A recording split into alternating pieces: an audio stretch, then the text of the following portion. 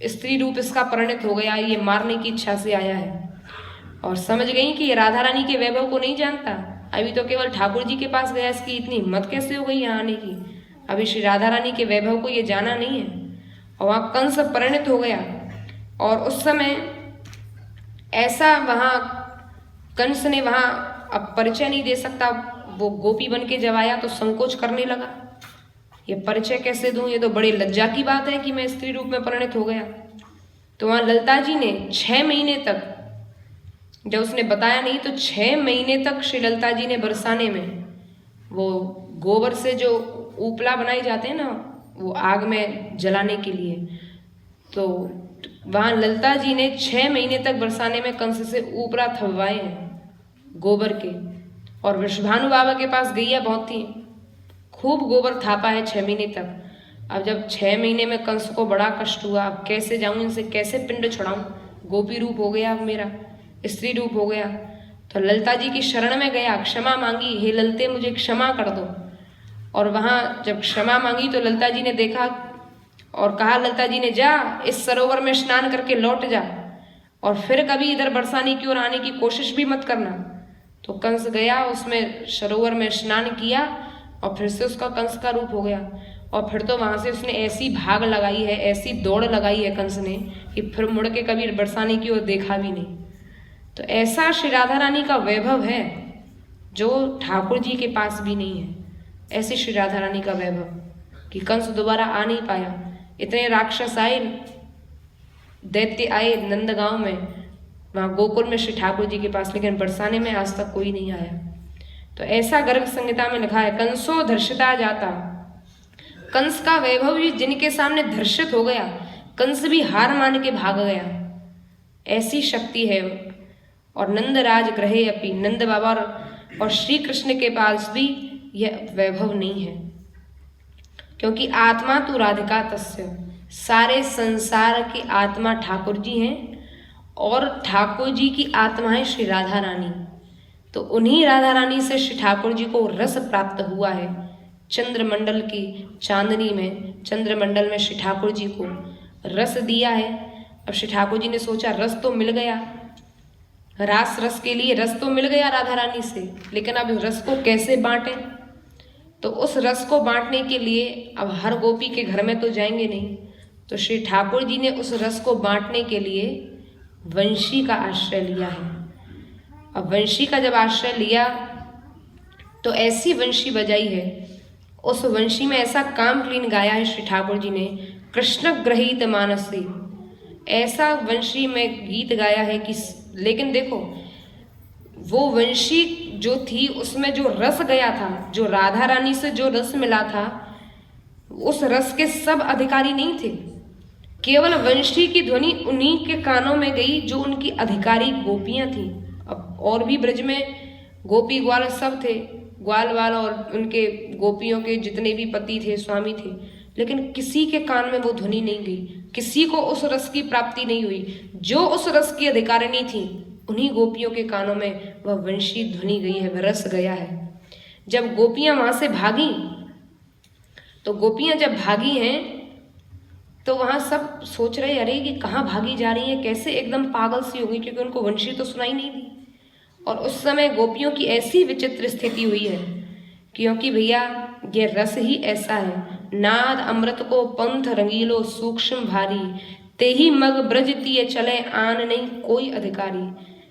ये ऐसा सूक्ष्म रस है कि इसका हर कोई अधिकारी नहीं है। और वहाँ जब गोपियाँ भागी हैं तो उनको दिव्य रूप से वहाँ प्राप्ति हुई है।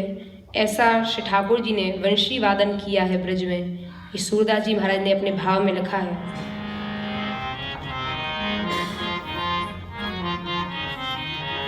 बांसुरी बजाई आज रंग सो मुरारी। ऐसी श्री ठाकुर जी ने वंशी बजाई ब्रज में। गोपियों की स्थिति नहीं, किस किस की स्थिति बड़ी विचित्र हुई है। सोनी के धोनी भूल गई, शंकर की तारी,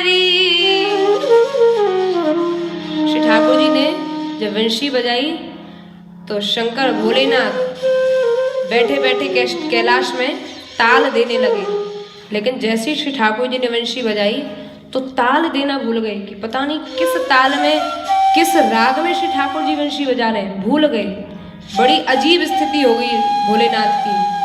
सोने के धुनी भूल गई शंकर की तारी,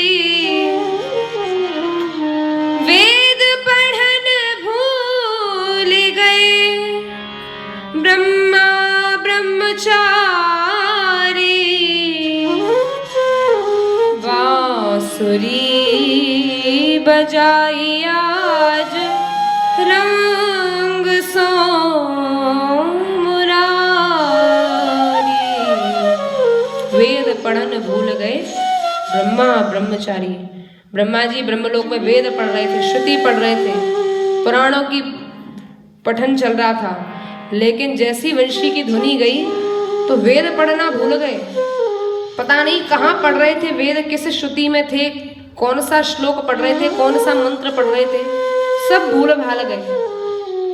पाठ चल रहा था ब्रह्मा जी का, भूल भाल गए। और वंशी की ध्वनि सब लोकों को चीरती हुई इंद्र के पास भी गई है, ब्रह्मा जी के पास गई है, शंकर जी के पास गई है। इंद्र सभा थकित भई लगी जब करारी, रंभा को मान घट्यो भूली नित्यकारी, बांसुरी बजाई आज रंग सो मुरारी। इंद्र की सभा लगी हुई थी। इंद्र की सभा में रंभा अप्सरा, जो स्वर्ग की सबसे सुंदर अप्सरा है, सबसे अच्छी नृत्यांगना है, जब वो इंद्र की सभा में नृत्य कर रही थी, जब वंशी की ध्वनि गई है तो रंभा अप्सरा को अपने नृत्य का, अपने कला का बड़ा गुमान है, बड़ा अहंकार है कि मेरी जैसी नृत्यांगना, मेरी जैसी स्वरूपवती कोई नहीं है। लेकिन जैसी वंशी की ध्वनि गई, इंद्र सभा थकित भई, वही इंद्र सभा रुक गई। रंभा अप्सरा नृत्य करती हुई रुक गई। अरे ये वंशी की ध्वनि, इतनी मधुर ध्वनि, कैसी राग रागनिया, कौन सी ताल में ये वंशी बज रही है, कहाँ से आ रही है। रंभा अप्सरा भी वहीं रुक गई, इंद्र की सभा वहीं रुक गई। और ब्रज की क्या स्थिति हुई? यमुना जी थकित भई सुधि नहीं संभारी, सूरदास मुरली भई तीनों लोक प्यारी, बांसुरी बजाई आज रंग सो मुरारी। ऐसी वंशी का निनाद किया है। यमुना जी थकित भई, यमुना जी का स्वभाव है बहने का। यमुना जी बहना भूल गई कि मैं किधर की तरफ बह रही थी, उत्तर की तरफ बह रही थी कि दक्षिण की तरफ बह रही थी, मुझे कहाँ बहना है कहाँ नहीं बहना, वहीं की वहीं एकदम जड़ स्थिति हो गई। यमुना जी थकित भई सुधि नहीं संभारी, सुधि बुद्धि भूल गई, कहाँ बह रही थी, क्या स्थिति हो गई। सूरदास मुरली भई तीनों लोक प्यारी, ऐसी श्री ठाकुर जी ने वंशी बजाई कि तीनों लोकों को, उनके देवताओं को ठाकुर जी की वंशी ने मोह लिया। सब अपना अपना कार्य भूल गए, क्या करना है क्या नहीं करना। और यहाँ तक कि परमानंद दास जी का एक बड़ा सुंदर पद है, उसका भाव है कि चंद्रमा भूल गए कि किधर की तरफ चलना है। चंद्रमा हमेशा चलते रहते हैं, लेकिन चंद्रमा की भी गति थकित हो गई, चंद्रमा रुक गए, तभी तो रात आगे नहीं बढ़ पाई, इतनी लंबी रात हो गई। चंद्रमा जब चलना ही भूल गए तो इतनी लंबी रात हो गई कि ब्रह्मा जी की रात के बराबर रात्रि हुई, और उसमें श्री ठाकुर जी ने रास महारस क्रीड़ा की है। सारी त्रिलोकी में वेणु का एकदम डंका सा बज गया, कहाँ से आ रही है, सब चकित विस्मित हो गए।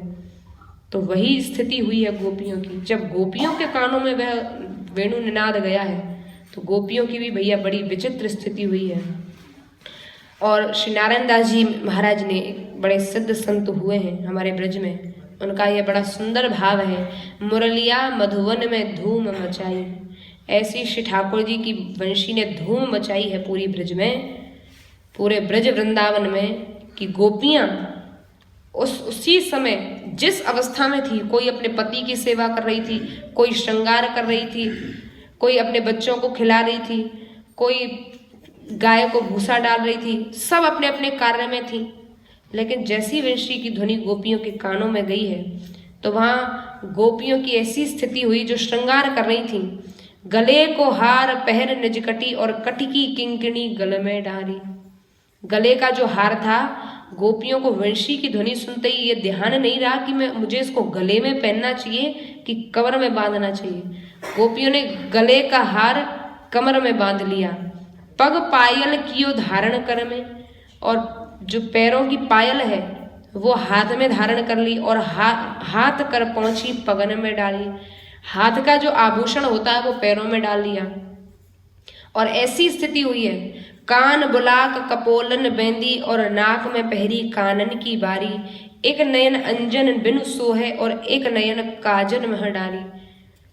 कोई गोपी काजल लगा रही थी तो उसको ये याद नहीं रहा कि दूसरी आंख में भी लगाना चाहिए, एक ही नेत्र में काजल लगाया था कि उसी समय वंशी बजी और भूल गई। उसी स्थिति में भागी है, नारायण जो जैसी होती सो तैसी वृंदा विपिन सिधारी। जो जिस अवस्था में थी, कोई अपने पति को की सेवा कर रही थी तो कैसी सेवा हुई है, सेवाएं भी उल्टी सीधी हो गई गोपियों की। खीर में नमक, दाल में शक्कर और मक्खन में मिर्च मिलाई, और गाय को खीर ससुर को भूसा ऐसी मति बोराई। गाय को जो भूसा डालने जा रही थी वो तो ससुर को परोस दिया, और जो ससुर को खीर देने जा रही थी वो गाय को डाल के उसी स्थिति में भागी है। सुधी बुद्धि नहीं रही। बड़े बड़े देवताओं की भैया बड़ी विचित्र स्थिति हुई है, ऐसा श्री ठाकुर जी ने, क्योंकि वो रस ही ऐसा है। ये रस एक बार किसी को प्राप्त हो जाए ना तो उसको फिर ध्यान नहीं रहता। ये साक्षात राधा रानी से रस मिला है जो श्री ठाकुर जी ने वंशी के द्वारा गोपियों को दिया है, साधारण रस नहीं है। ऐसी स्थिति गोपियों की हुई है। बड़े बड़े कामदेव आदि बड़े बड़े देवता, जो शंकर कामदेव को छिन में दियो जराई, वही रास दर्शन हित दौड़े गोपी वेश बनाई। जिन्होंने कामदेव को